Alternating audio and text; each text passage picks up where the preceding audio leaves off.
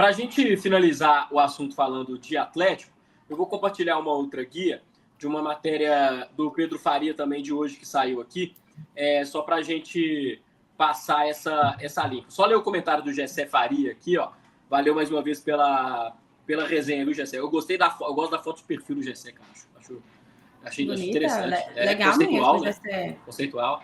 Depois busquei a história, porque o Fábio não era convocado. Pagou o pato pelo que fez ainda na base pela seleção. Existem várias histórias, Gessé, do Fábio internamente na seleção brasileira, principalmente na época de base. Diz que o Fábio não era de grupo, que o Fábio quebrava muito, né? De fato, o Fábio teve uma fase rebelde na vida dele. Depois, era no Vasco, tempo, né? Mas cada hora... No Cruzeiro também chegou no início do Cruzeiro. Mas cada hora a desculpa para não convocar o Fábio era uma. E, inclusive, uma época, vocês vão lembrar bem, uma desculpa que até gente da imprensa dava, de forma irresponsável, era que o Fábio não era convocado por ser muito religioso. Isso atrapalhava ele. Em toda entrevista falar de Deus, e isso não fazia com que ele não fosse convocado.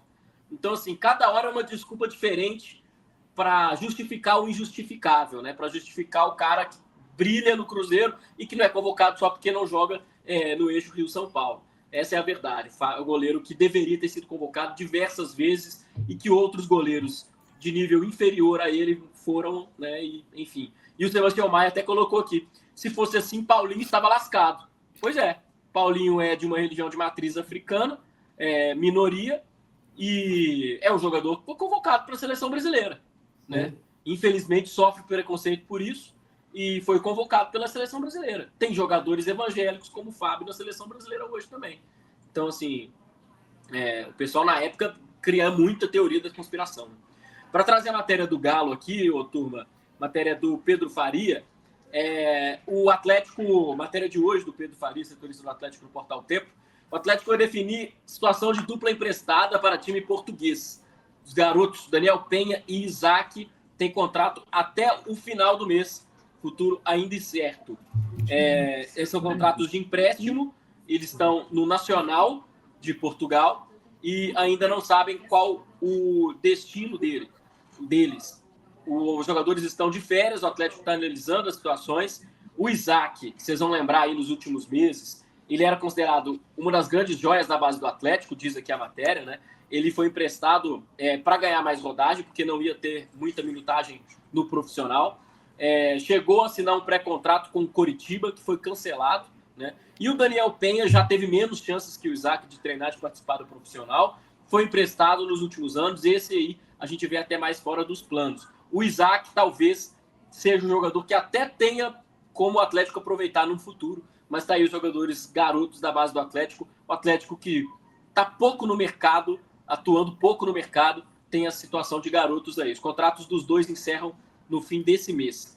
O Nathan, olhando para a base do Atlético, você vê que o Atlético talvez tem que aproveitar esses garotos trazendo de volta ou empresta para dar mais rodagem? O Sebastião Maia mesmo fala que emprestaria para um time da Série B.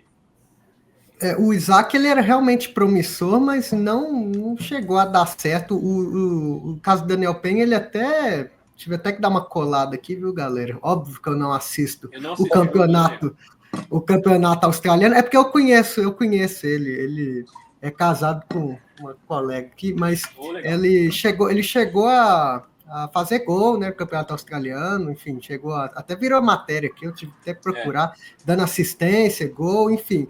O Isaac não teve esse brilho ainda, brilho entre muitas aspas, comparado com o Daniel, mas eu acho que são dois jogadores e outros aí que vão sofrer muito com o Atlético, Lucas, porque eles estão nessa fase de transição. O Atlético está reformulando a sua base.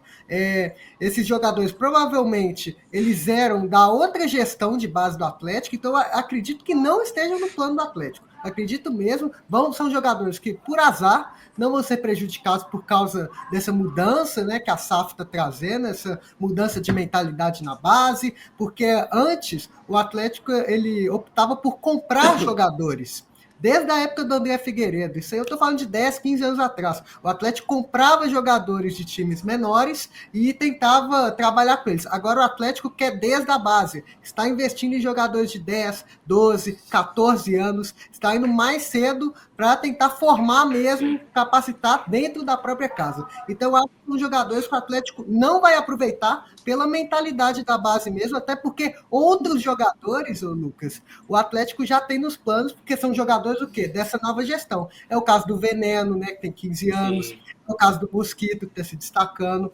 Travou, mas voltou. Aí, ó. São jogadores que eu acredito que esses sim estão no plano do Atlético, porque fazem parte dessa ideia da base da SAF de unificar tudo em uma gestão só. Perfeito. Diogo Finelli, você acha que categorias de base em BH aqui com... Peraí que meu computador deu uma travada. Vocês estão me ouvindo normal ou não? Sim, normal. Não, beleza. Então tá ótimo. O meu estúdio aqui, viu, Natan, do StreamYard, que deu uma travada. Eu conduzo aqui, ó. Você conduz aí, beleza? Tô no comando aqui. Beleza. Mas, o Finelli, você acha que os times aqui em BH, Galo e Cruzeiro, estão tratando talvez mal os meninos da base, cara, com essa em relação a formar jogadores?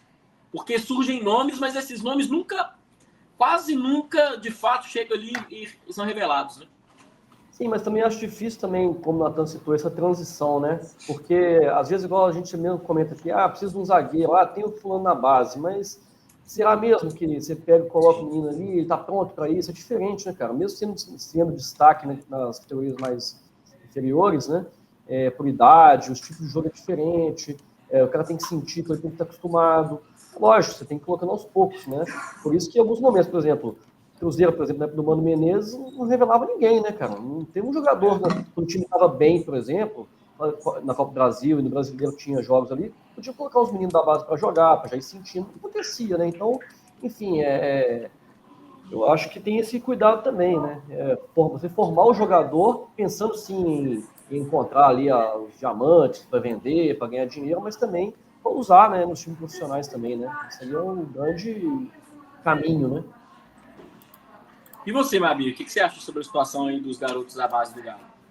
Eu acho que tem que emprestar, acho que tá muito nítido, né, que o Atlético não conta com eles, e se você acaba deixando aqui, você deixa de dar oportunidade para esses meninos, né, de não só de ter rodagem, mas deles mostrarem o potencial que eles têm, né, do Atlético de fato ser essa vitrine, como não vem sendo há muito tempo, né, então, ou indo para algum outro clube do Brasil, se for para fora do Brasil, melhor ainda, o Cruzeiro mesmo, na época do Ronaldo, né, que levou até o Joseph e o Otávio para treinarem lá no Valladolid, por exemplo, foi uma espécie de uma experiência diferente, eu acho que tem que dar rodagem para esses meninos fora do Brasil, e isso passa muito por uma gestão muito consolidada, né, como o Natan falou, de unificar essa base, e se não tem projeto para eles, Atlético tem alguns nomes da base que já tem potenciais bem maiores, tem que emprestar mesmo. São jovens, tem muito futuro. Perfeito. Agora sim, meu StreamYard voltou aqui, ó. O Babu mandou, tem que emprestar para outras divisões. E o Mineiro foi a maior experiência que a base é bem limitada.